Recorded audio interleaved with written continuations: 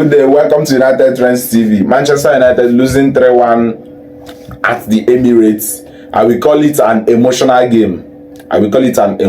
From that Garnacho goal, that 2-1, 88 minutes, I think, that made us think we have escaped from the Emirates with 3 points to that 2 goals in the late minutes, from one coming from Declan Rice, one coming from Gabriel Jesus.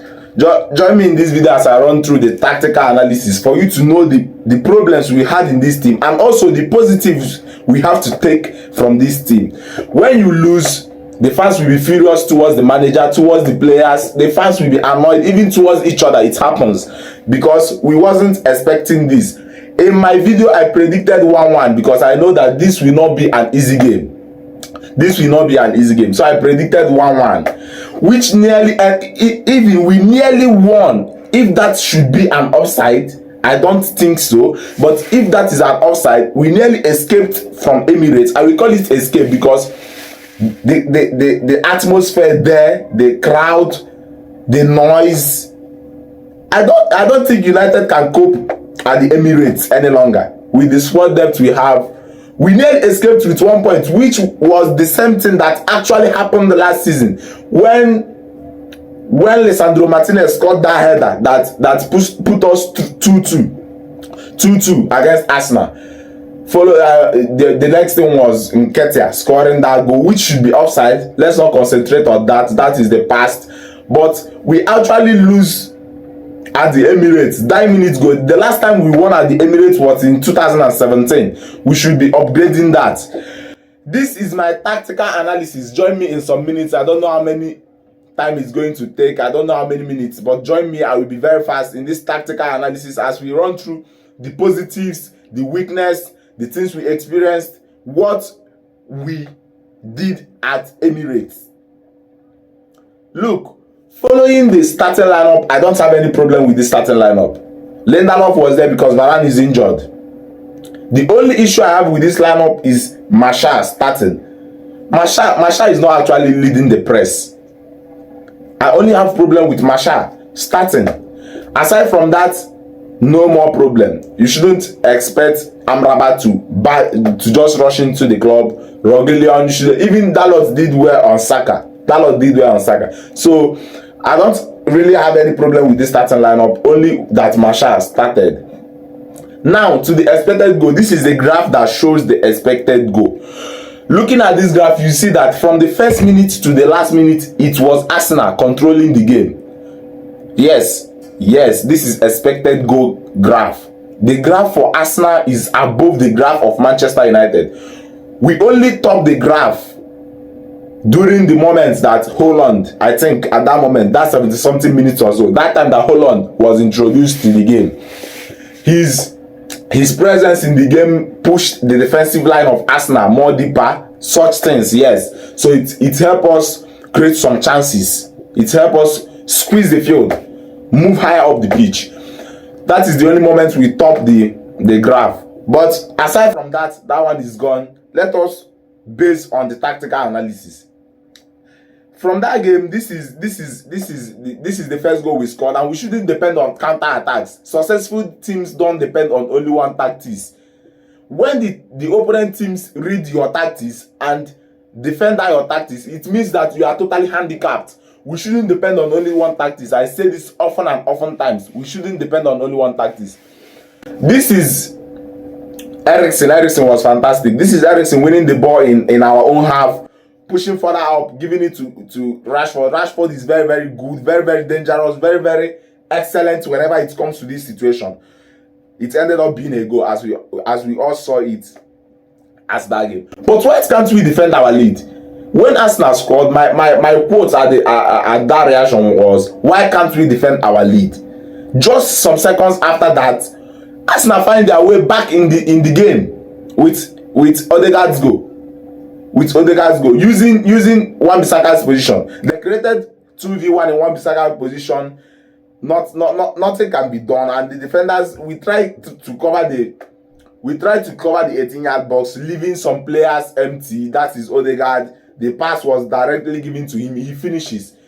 Yes, we caused this loss. We are still trying to celebrate our win, and they equalized. We shouldn't be tolerating that. Whenever you score, defend the lead, defend it. Don't just lose the game in seconds, which is actually what we did here. Everything was just them controlling the game, us controlling the game, till the time that Garnacho scored, which was ruled out. And I'm totally against it. I think they used the wrong camera. If I should zoom this in, I think they used the wrong camera. One thing about Premier League is that this week they favors you, this week they are against you. That is one thing about Premier League, according to my experience. But let me not talk about this thing. It has gone, the kind of happiness that went straight into my heart, seeing us win 2 and we can't do it. Oh God, to that late minute wahala, that Declan Rice goal, it was a set piece. And why them blame Onana here? This is a deflection from Johnny Evans. Why them blame Onana? See, we need to back up some players, especially those new ones. Even Mason Mount, back them up, motivate them. Don't all these players spend time on media, and things you say about them might hurt them emotionally. This isn't Onana's fault in any way you want to check it. This is a deflection from Johnny Evans. Onana even tried to save it, but it ended up being a goal. And then tell me, how can Onana save a shot that was prepared like this? Look at Declan Rice. look at Declan Rice's leg. He prepared for this shot. So just leave that. And this the rest was a drama. I even thought the game has finished. The rest was a drama. It was Gabriel Jesus sweeping Johnny Evans out of the way, scoring another. See, why silent Johnny Evans? Look, try to put smile on your face. Try to. If you feel annoyed, then what of Chase? Yes. If you feel annoyed now, what of people that spend billions and still played 4 games with 4 points? So sometimes try to laugh. But what I have to say about this thing is that I need to put sound effects in this dribble. Yes, I need to put it, because it was just Gabriel Jesus sweeping Johnny Evans out. This is what you get from signing an old man. Yes, teams are progressing. Yes, signing an old man. That is my reaction. And also I want to say, in some cases, Onana's presence in this team doesn't look effective. Yes, Onana's presence doesn't look effective. How? It isn't Onana's fault. Sometimes when the teams are pressing Onana have no other option, because all the defenders must have been covered by the wingers and the forwards of the opponent team. Onana had no choice than to go wide. Now when Onana go wide, Rashford is not there to win the area duel. Marshall is not there, Anthony is not there, even the midfield, no player is there to win the area duel. So you are making Onana's presence not more effective, because it should have been effective if we are there to win the area duel. Even if you don't win the area duel, make sure you win the second ball. That is it. It's happened. We lost, and it's our fault for bringing Arsenal back in the game in just seconds. You scored, and in seconds you have not finished your celebration, and you allow them equalize. That is our fault, and we should blame ourselves for that. What's your take on this game? I want to ask you one question. What was actually your feeling that moment that Garnacho scored and few minutes Arsenal won? What was actually your feeling at that particular moment? That is what I want to know. Take care. Kindly subscribe to our channel. Make sure you follow us. We actually drop Manchester United updates in this channel. Take care. Now, yo.